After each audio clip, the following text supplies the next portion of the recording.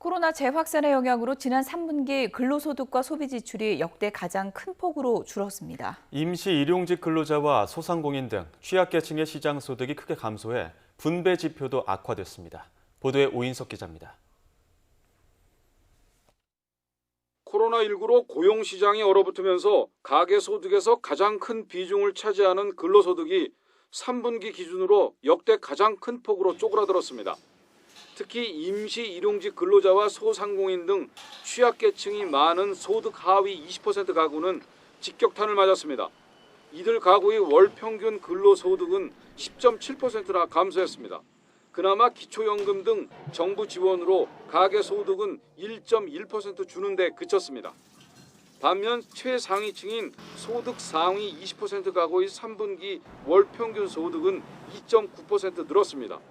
근로소득은 줄었지만 사업소득이 늘고 아동특별지원금 등 공적 이전 소득은 40% 이상 증가했습니다. 코로나 재확산 등으로 제조 및 도소매 숙박 음식을 중심으로 취업자가 지속적으로 감소되어지고 있고 경기 부진이 지속됨에 따라 근로소득과 사업소득이 전년 동분기 대비 감소하면서 대표적인 분배 지표인 5분위 비율은 4.88배로 악화됐습니다.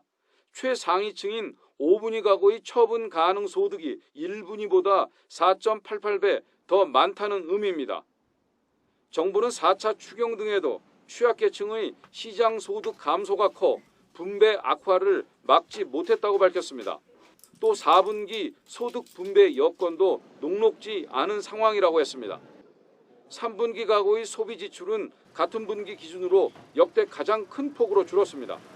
전국민 재난지원금 지급으로 2분기 플러스로 돌아섰던 가구의 소비 지출은 코로나 재확산으로 다시 꺾였습니다.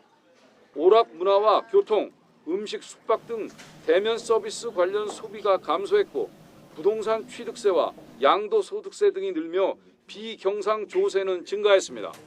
YTN 오인석입니다.